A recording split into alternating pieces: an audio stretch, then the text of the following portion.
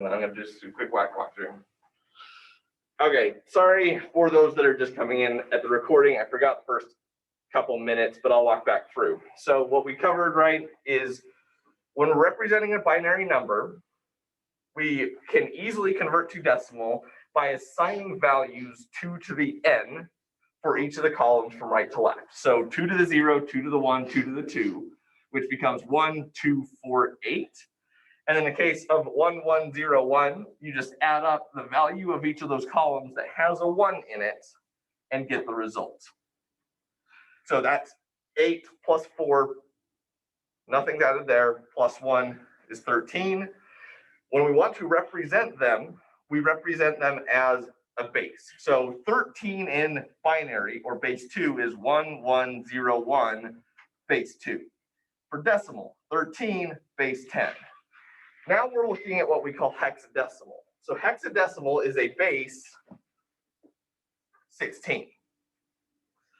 So now what we have here is the decimal on the left, 0 to 16 I've written, which is actually 17 numbers, right? The hex goes 0 to 9 and then starts using letters A, B, C, D, E, F. Now, the benefit here is that each character, each column takes 4 bits to represent, such that F is 1, 1, 1, 1. Now, where you're most likely to see this as a casual person, someone that isn't trained in engineering or programming, is in colors. So if you were to go and look at, say, Adobe Photoshop or Paint or something, it represents your colors in hex. So if I had a 16-bit color, which means there's like potentially 16 bits worth of different colors, black would just be F, F, F, F. 4, 8, 12, 16 bits. And black is fully saturated, so all ones.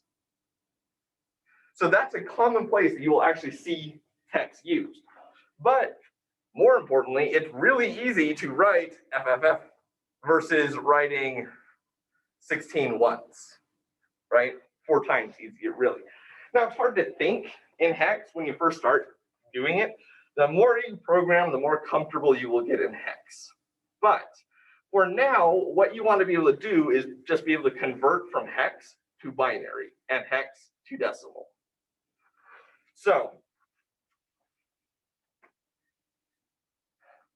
for these, you can just write out a table like this that has the decimal, the binary, and the hex. And then you have direct conversions. So if I were to ask you something like, convert the following to a decimal number, how would we do it? Well, that'd be really hard. We'd probably go and type that into a computer and do the conversion for us. Or you break this out into binary and then convert that to decimal. Okay, so, oh, I should probably finish off the 13, right? So 13 come down here is D in the base 16 before I move on to the conversions. All right, so let's do this conversion of 1AF3. Now I know there's going to be 16 bits, which is a lot, right? So make a big box.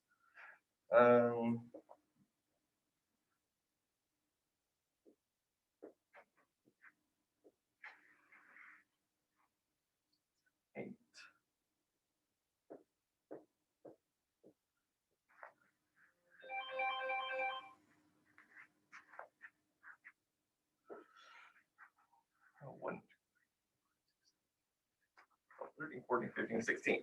There we go. And then you would go ahead and start just breaking out each of these numbers into their binary components. So 3 is 0, 0, 1, 1. F we said was 1, 1, 1, 1. A, well, we got to get all the way up there in this table if we want to get there. So let me just do it this way. 1, 0, 0, 1, 1, 0, 0, 1. 4. All right, 1, 2, 2, 3, 4. 2, 3. And then 1, 2, 3, 4, 5, 6, 7, 8. 1. There we go. A looks like 1, 0, 1, 1. And lastly, 1 is simply 0, 0, 0, 1.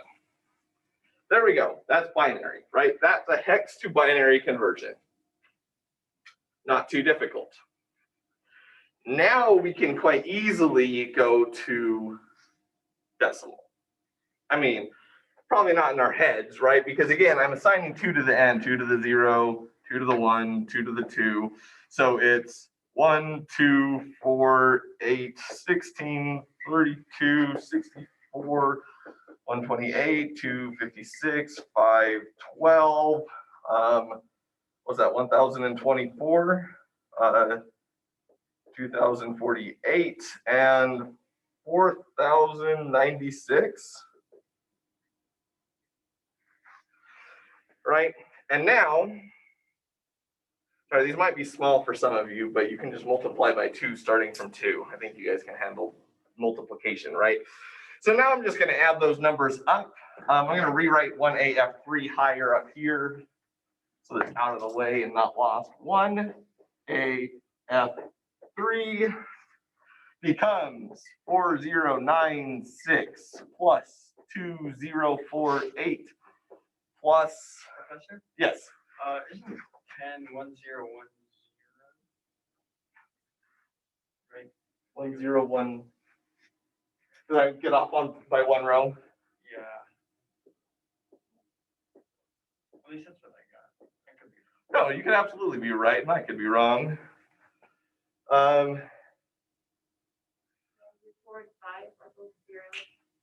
Thank you.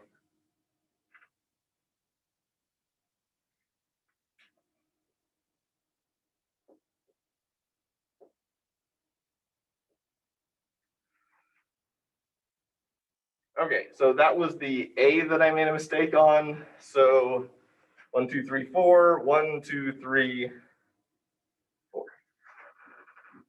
Thank you. Yeah. No, I'm not immune to mistakes, and actually it's kind of beneficial when I ask them because it means you guys are, or when I make them, because it shows that you're paying attention. So that's fine. All right. 4096, 2048, we're right. 512 is still okay. 128 plus 64 plus 32 plus 16 plus 2 plus 1.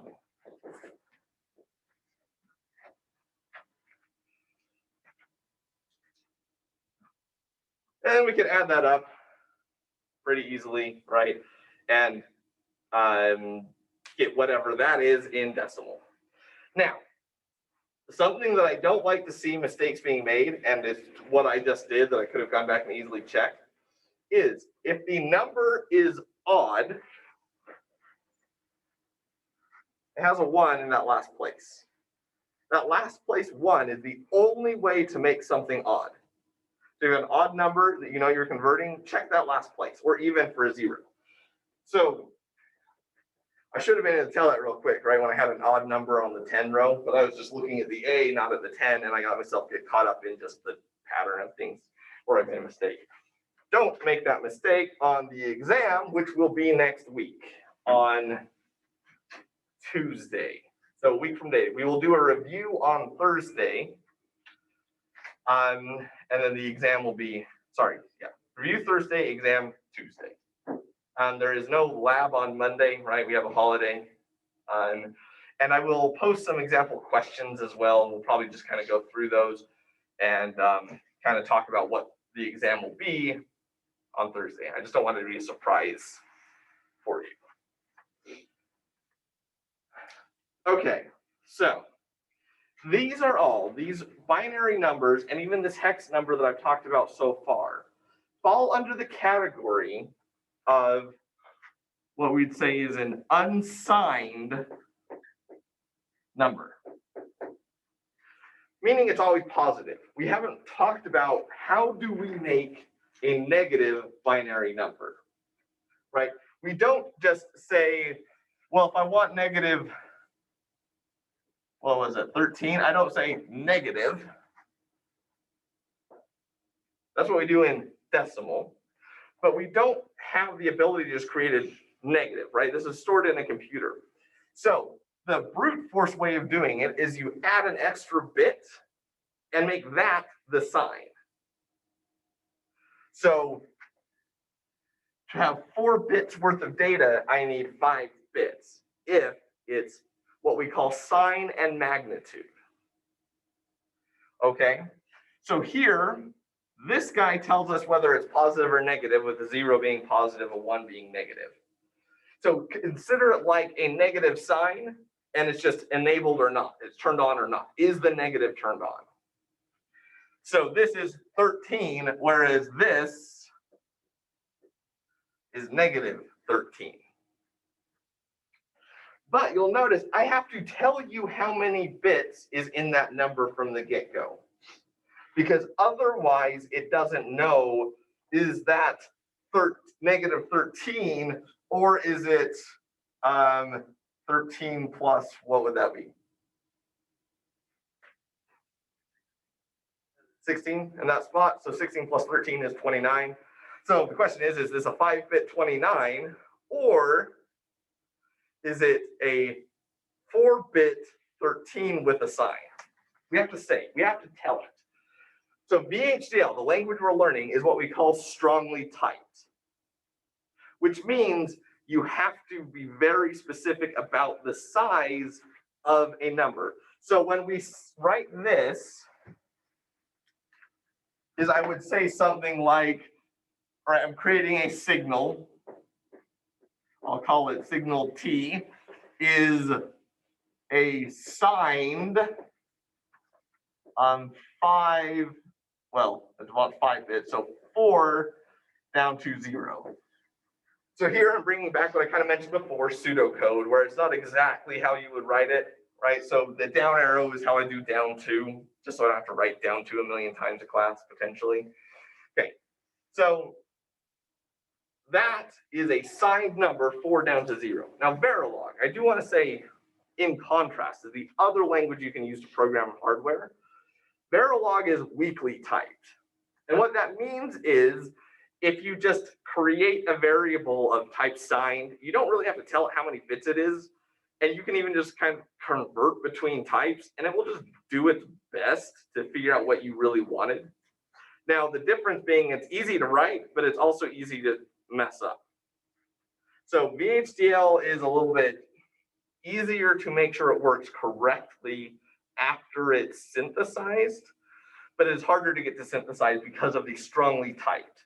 When I say strongly typed, I mean explicitly declaring the size of these, right? So I'm saying it has to be a 5-bit signed number. Now, it turns out there's actually a better way in order to represent signed numbers for the case of hardware.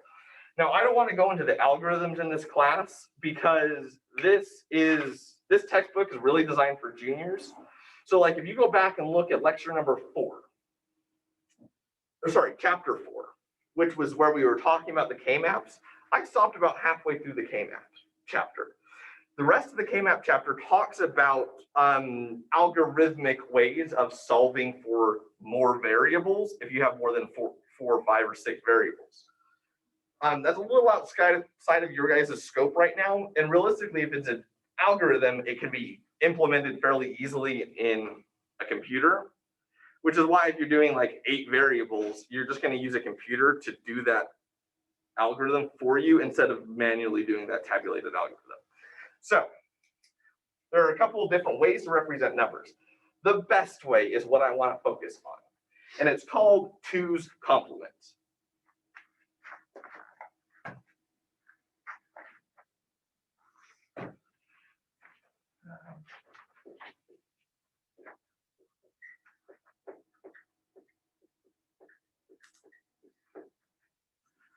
or you'll see it written as 2C. Now the book will talk about 1's complement. That's really just to give it historical perspective. 2's complement is superior. The reason is when it's trying to calculate sign and magnitude, right? There's a little bit of lost data when I have, say, a 4-bit number. Let's say a 3-bit number with a sign, right? So that's negative, and that's 1 and 1 is 3, right? So that's -3. In 2's complement, it doesn't treat, let me draw out this way, because I like this. In 2's complement, this is not -3. What 2's complement does is it preserves that extra data that's kind of lost by saying, we're going to follow the 2 to the n rule. Oh, so wait, I'm off by 1, sorry. 0, 1, 2, 3. But this first one, the one in the signs place, is negative. So to make a negative number, I start with the biggest negative number possible and then add positive numbers to it. So this is -8 plus 0, because there's nothing there, plus 2 plus 1. So this number is -8, -6, -5.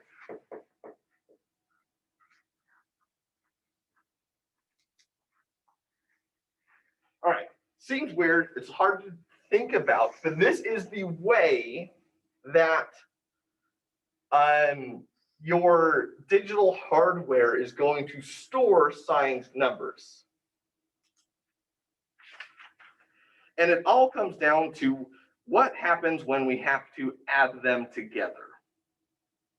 It's about addition. So let's take a pause and talk about adding unsigned numbers, right? We've talked a little bit about this. We can add unsigned numbers fairly easily, because much like decimal, if I want to do 17 plus 9, all I have to do is add it one column at a time. If I know how to add a single column, I can add infinitely large numbers as long as I have the time, right? So 9 and 7 is 6 with a carry, is the term, and then we end up at 26 because I have 1 plus 1. In binary, your only options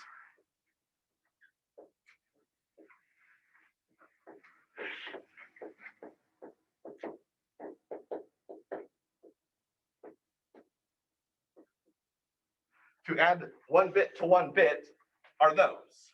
Noticing that this one has a carry, right? That's it. That's how we add unsigned numbers. Okay, well, let's do a bigger example just to show you.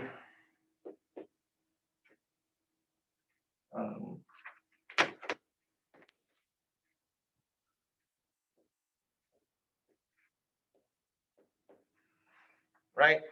Let's add a bigger number. So 1 and 1, well, that's 1, 0. So it's a 0 with a carry.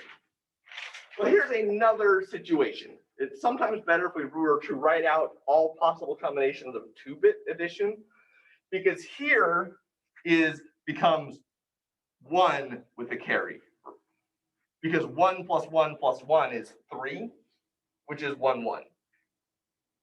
Okay, so it's just 1 with a carry.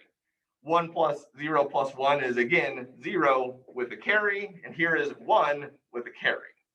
Now, in digital hardware, in programming, if I didn't tell it that my output needs to be 5 bits, it's going to lose that bit of data. And so you're going to see that the number looks wrong. It's going to add up to the wrong number. So your addition bits need to have 1 more bit for the sum than they do for the inputs. Okay. So let's go ahead, and we want to design a circuit that can add two 1-bit numbers. What do we do when we want to design a circuit? What's our first step? Truth table.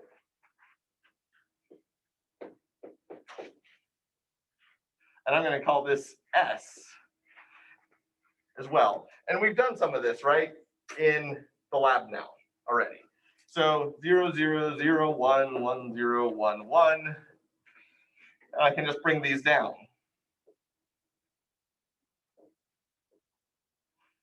This one, though, has a carry, so we're going to create another column, right? So we need another output. Another output means another column. I'm going to call this CO for C out.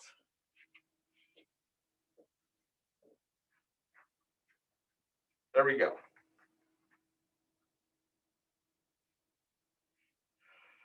So now, this is what we call a half adder. The half adder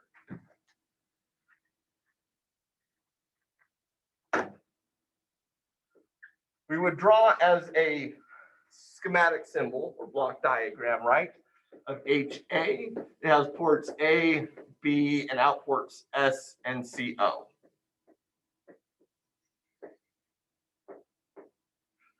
Its circuit is, well, trivial, really, right? So what I can see, I could do like a K-map and solve this. Or once you start getting familiar, you're gonna just be able to look at this because it's a gate, right? It only has four rows. Does anyone recognize what this sum gate is? Exclusive OR.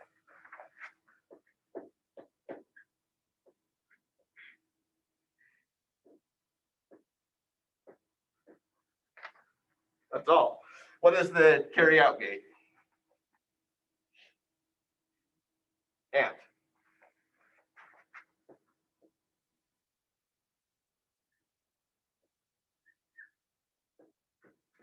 Boom, done. We designed a half adder. Now again, you could do like a K-map or you could write out the expression and simplify.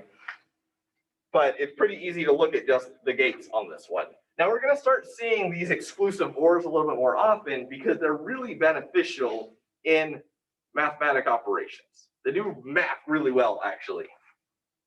But you designed in your lab a full adder, right? And the difference for the full adder is, I'm just going to rewrite this table, is that it has an A, a B, and a carry in. Because it needs to be able to take care of that carry out from the other one if I want to build multiple columns of addition, right?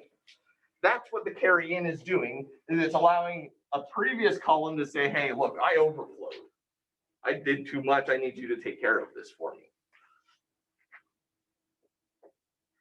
And then we do the truth table that you guys hopefully all figured out in your lab.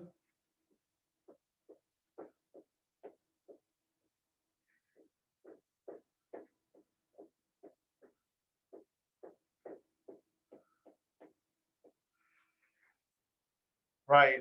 And then we just fill this in.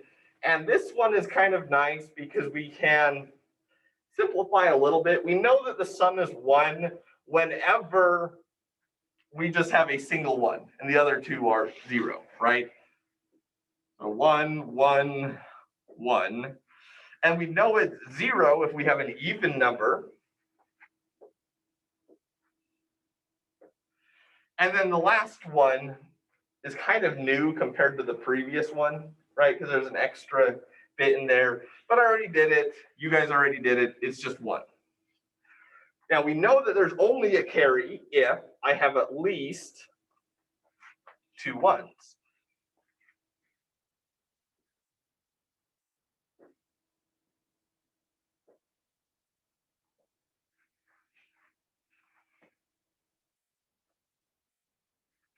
All right, and then we can go ahead. We could write out, we did, hopefully in the labs, right? We write out the truth table for each of those, the two different K-maps, two different K-maps, reduce them into the expressions, and it's kind of just what I said in words, right? Which is to say that sum is true if I have something like A and B, or A and C, or B and C. Now, the reason I don't need an expression for the last row, right, is because of the concept that I talked so much about last time of redundancy, right? If A and B is true, which is here, then this row is also true because A and B is true already. I don't need it. I don't need to say it again because it's already true. Same thing with B and C or A and C. It's redundant. That's what redundancy is telling us, is we don't need it. It's already taken care of somewhere else. Now, this other one, right, you guys implemented is kind of the hard one, because when you do the K-map, it doesn't have any simplification. It is just the 4 min terms.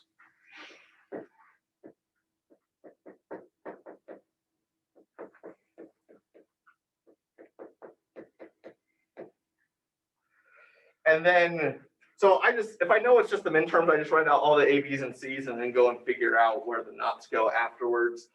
So my min terms are coming in, we're doing C0. So we've got this guy here. So it's not A, B, C, not. Sorry, I did switch those. I was like, something's wrong. That's carry out. And that's the sum.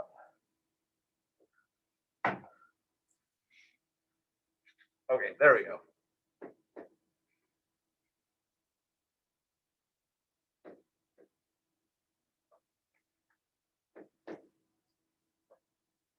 There we go.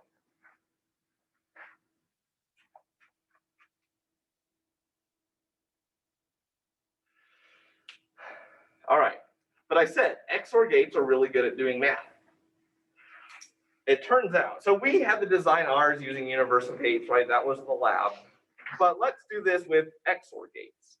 And it may not be obvious why this is an XOR gate. Well, let's call out, what is an XOR gate? Well, the expression for an XOR is something like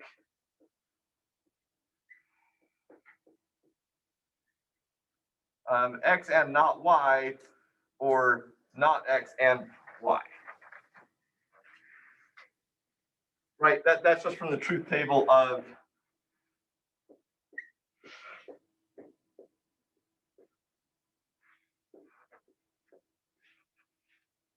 that truth table, because the two situations where it's true is not X and Y, or X and not Y. Well, that actually exists here. Why? Well, let's do some factoring. I'm going to start with C. And I have C and, in this case, not A, not B, and AB. Well, that's not an XOR gate quite, is it? What is it?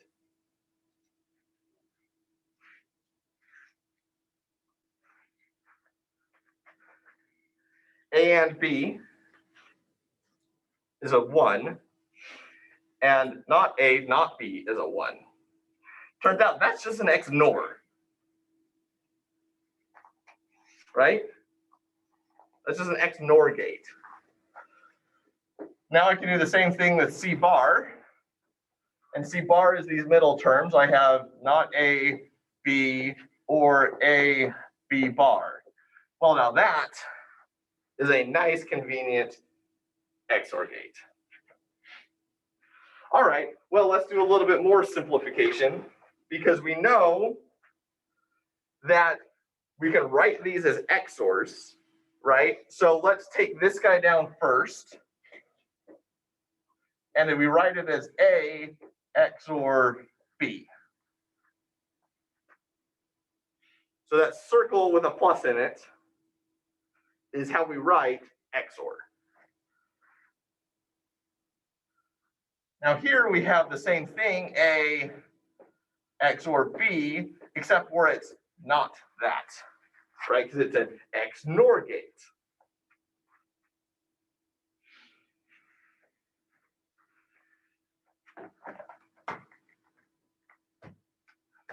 But now we get to do something cool. One of our favorite little theorems, right? That is, I think, this 16a that says something like if you have X and Y or not X and Y, you get what?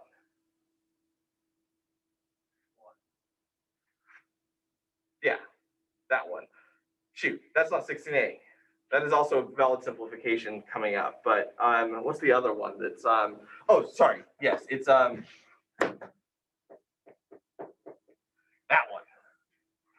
X naught plus Y.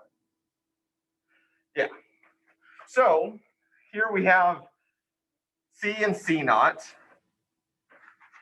Let's just make some assignments real quick.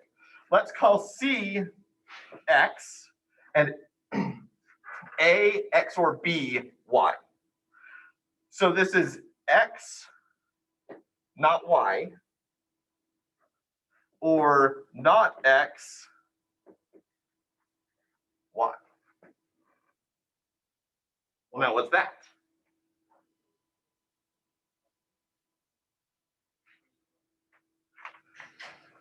XOR gate. Just another XOR. So this becomes X XOR Y, right? Where I've assigned X to C and Y to A XOR B. So it becomes A XOR B XOR C.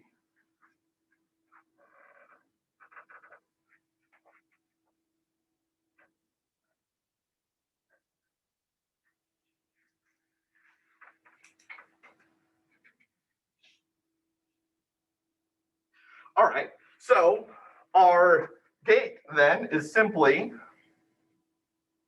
for sum is a 3-input A 3-input XOR gate. That's my sum, one gate. Now it doesn't work with universal gates, right? If we're using like NAND gates or NOR gates, but if you had to build lots of these on a bench top, it would be really handy to have some XOR gates around because it would be simple. It is also really easy to write this expression in VHDL if you're trying to build what we would call a full adder.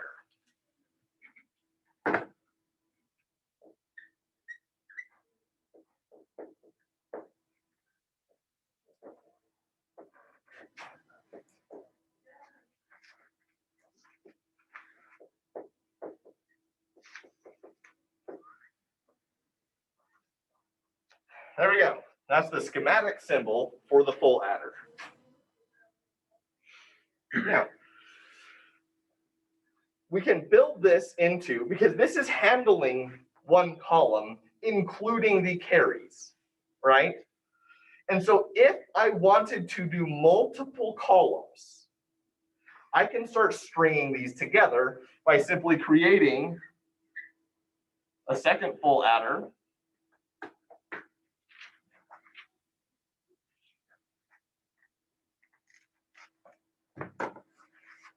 Where the carry out goes into its carry in. The sum, we're just going to carry out, and that's our sum 0. So that's bit 0 of our sum. Then I need to bring in, well, let's label it. This is A0, B0. What's our carry in the first column? Can I have a carry in the first column? No, there's nothing to carry. So we just attach that to ground or 0. This effectively makes it a half adder. which you can kind of easily see by the truth table, right? If you wrote out the full adder truth table, you can never access the bottom half of it because the CN is fixed at 0. So it's just a half adder. But here, full adder, now I have A1, B1. Now, I had some students that had troubles with this, what this notation is. If this is the bit vector A,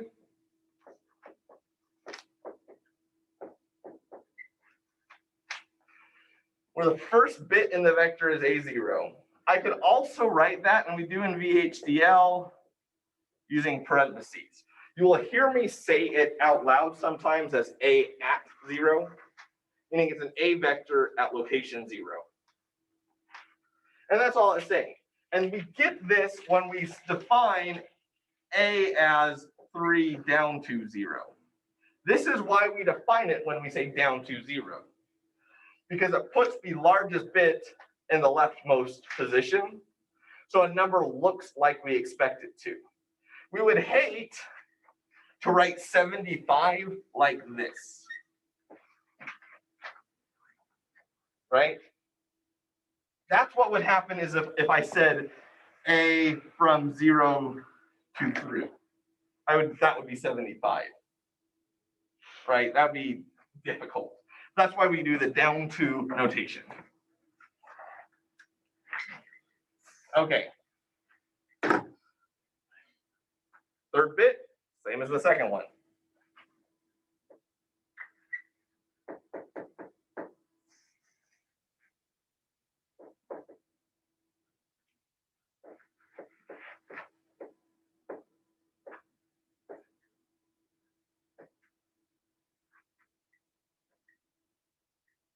Now, let's say I only want to do 3 bits. I can take this CO, the carry out, and assign it to sum at 3, sum 3.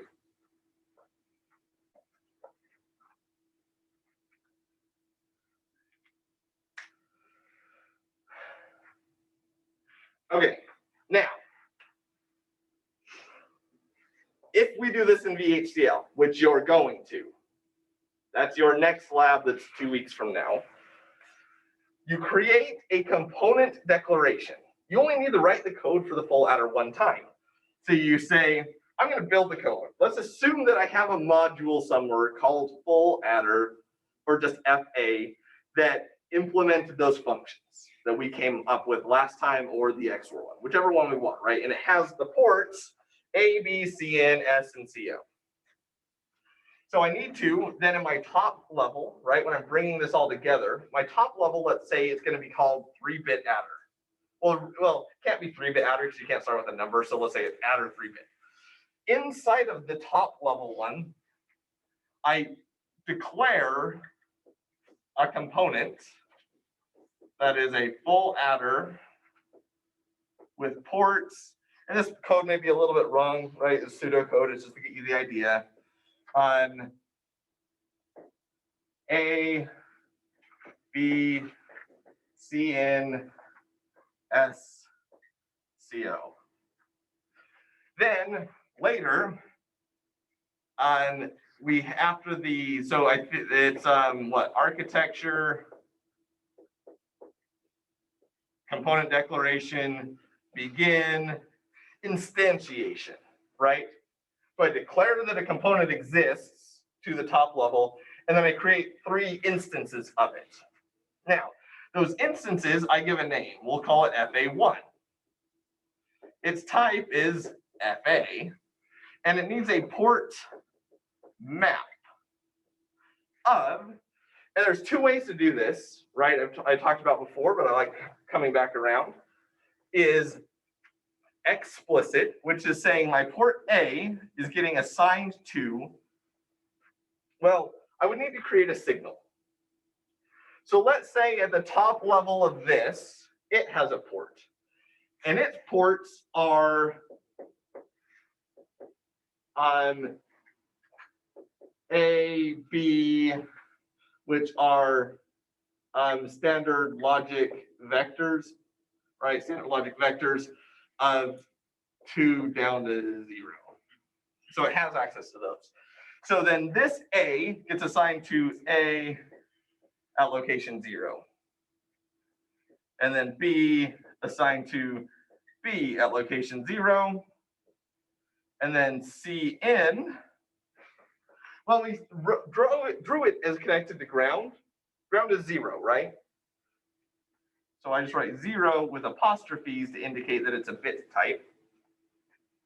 And then I have S, which I'd have to have an S port that gets assigned to, let's call it sum. Sum at 0, and CO. Now CO is interesting.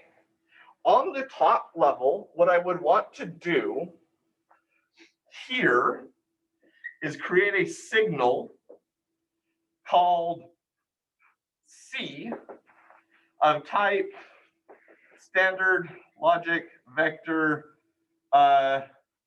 1 down to 0. Because I need a C at 0, the C at 1 to connect these together, right? So this, the output CO is going to be C at 0. That's instance 1. I don't want to recreate my full adder code. So what I'm going to do instead is create another instance.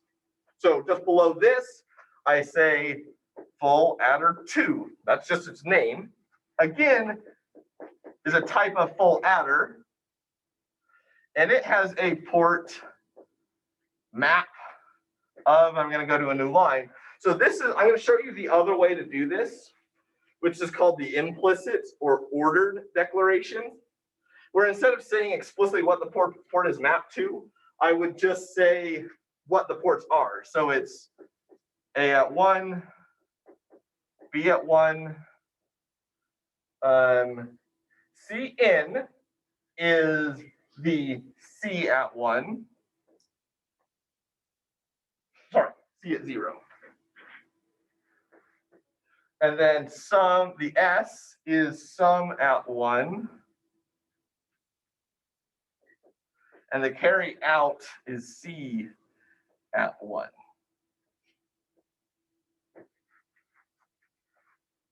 So that is the implicit or ordered declaration.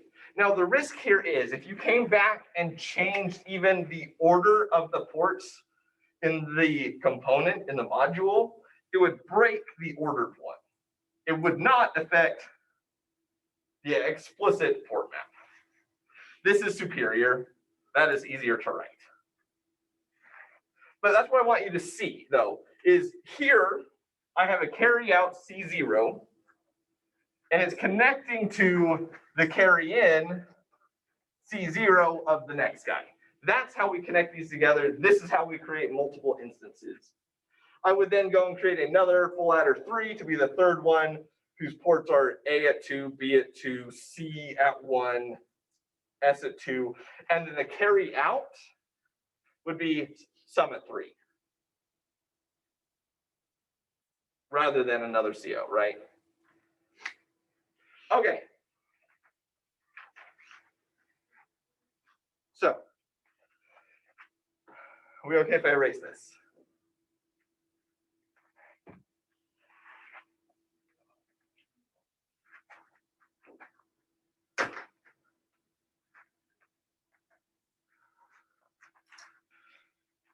So all of this is to say that adding is easy when you have unsigned numbers. But I had already mentioned that we're going to come to unsigned numbers, right? Or sorry, it's easy with unsigned, we're coming to signed. Now, if I wanted to add sign and magnitude signed numbers, I have something like -1 plus a -3 or something, and I have to go and figure out what those are. Or even worse, I have to do subtraction, and I'm subtracting a negative number from a negative number, and we start, which is easy if it's in binary, but difficult, sorry, in decimal, but it gets convoluted if it's in decimal. Shoot, I screwed that up. easy in decimal, hard in binary. But there's an easier way, as I already mentioned, a 2's complement representation. So in 2's complement representation, let's go ahead and say we want to add 5, and I'm going to explicitly draw out the positive and negative so this is clear, plus 2 in binary. Well, 5 in binary is, and right, I need 4 bits because this is signed. Right, if it wasn't signed, I would only need 3 bits.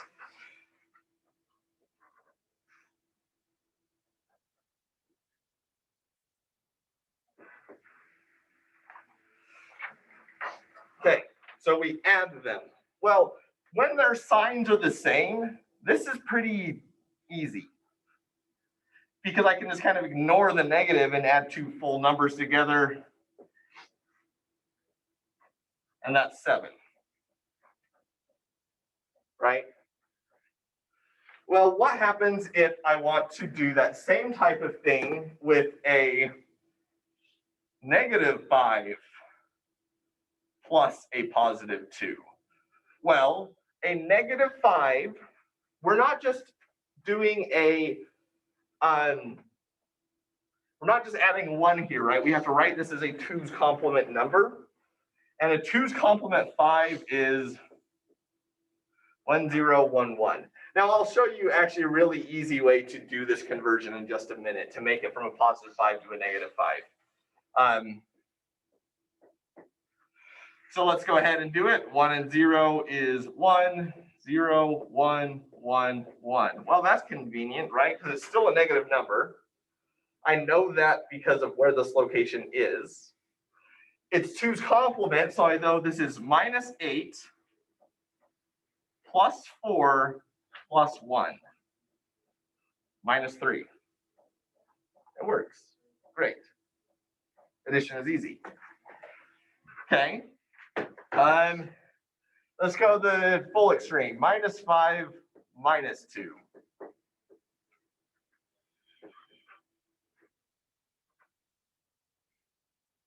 And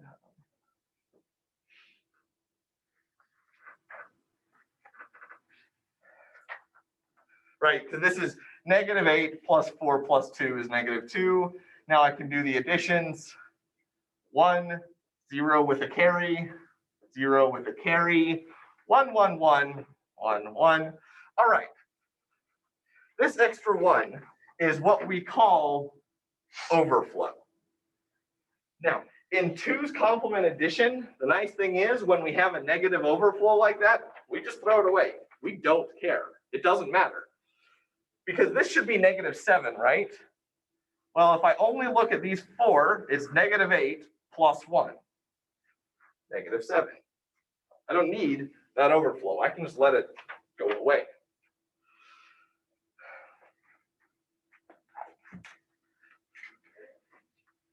Okay, so now what happens with subtraction?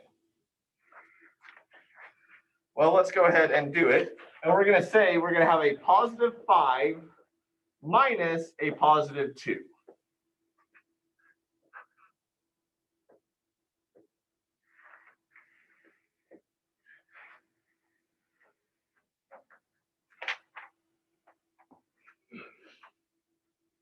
All right. This is confusing for a second, right? How do I subtract things? Well, I could, and this is how I taught it last year, teach you all of the rules for subtraction. But it turns out 2's complement is superior in every way because I can just turn the +2 into a negative number, right? I can just flip it and then add it. And it turns out in 2's complement, changing from a +2 to a -2 is trivially easy. How does it work? All right, so here is a +2. All you do, there's 2 different ways to think about this. One of them, one of my other students actually showed me. So the book ways of explaining it, and it's really kind of opaque when they explain it until you kind of see it, is you starting from right to left, you copy all of the zeros that exist, only one. You copy the first one that you encounter, 1, and then you flip the other bits. 1, 1. Okay, so I assert that this is positive 2, is this negative 2. Minus 8 plus 4 plus 2, negative 2. Okay, so I'll say that way again.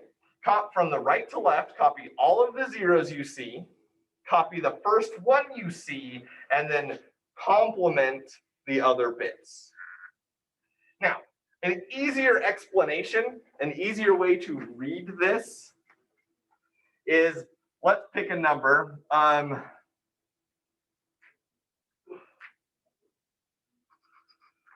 Actually, well, we'll do 0, 1, 0, 1, 5, right?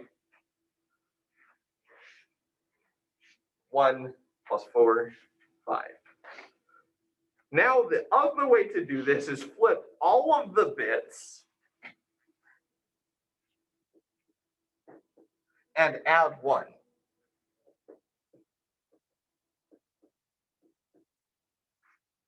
Negative 8 plus 2 plus 1, negative 5. That one's a little bit easier, right? Flip all of the bits, add 1. That is how you make a negative number.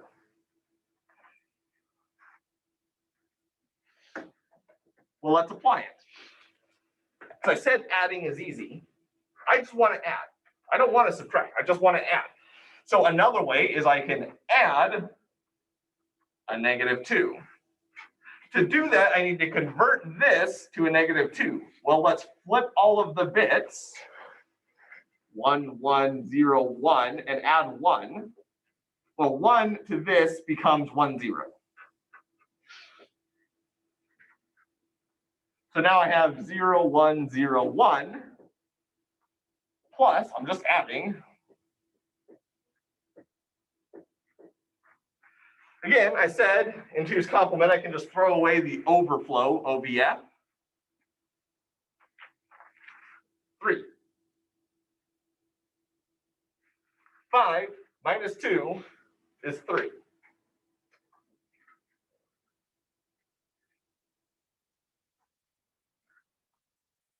You look confused. Well, in the other one you threw it away, but you said negative 8 plus 1. Why would it be negative 2 plus 1? Where? So like in the one you did that was negative 5 plus negative 2. Oh, is that because it was I'll do another example to make this clear, but this example is positive 5 minus a positive 2 is what we started as.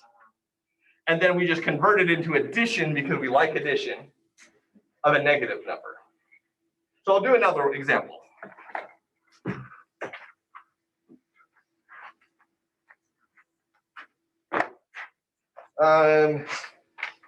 Let's do minus 5 minus a positive 2. Okay.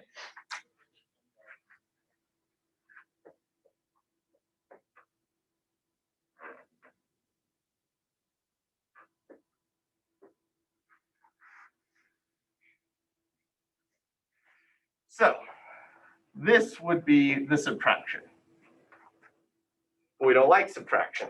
So let's convert it to addition by just inverting what is called the subtrahend. The thing we're subtracting is called the subtrahend. So let's complement the subtrahend. All right, so that becomes 1, 0, 1, 1 plus, flip all the bits and add 1, is 1, 1, 0, 1. That's just flip. Add a 1 becomes a 1, 0. Agreed?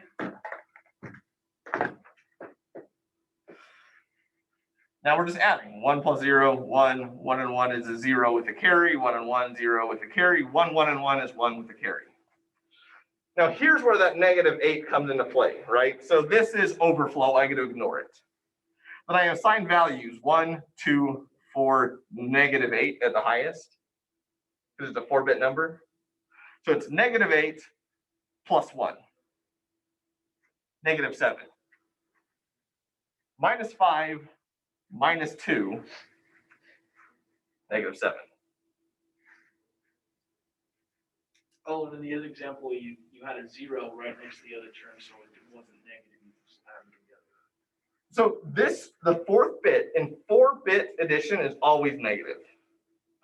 The 5th bit is always ignored in 2's complement addition.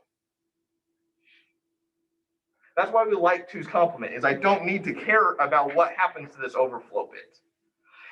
That's part of what the elegance of the 2's complement system is. I can ignore overflow. In other binary storage methods, I cannot ignore overflow. And in fact, I have to use the overflow to calculate the final sign. So this saves me gates by storing in 2's complement. That's why computers in modern day always use 2's complement, unless you explicitly tell it to do something else. It's just superior. Okay, one more example. This is always a good one. -5 minus -2, right? We'll go with the weirdest one that we can do to show that it still works.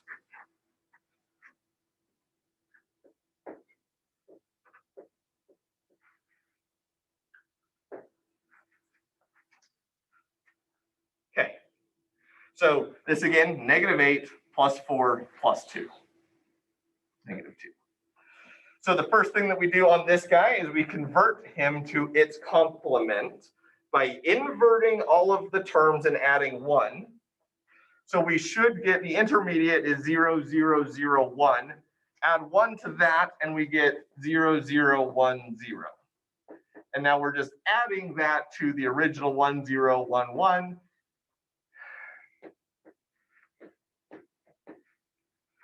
We get 1, 1, 0, 1. So again, -8 plus 4 plus 1 is -4 minus 3. -5 minus a minus a 2 minus 5 plus 2 is -3.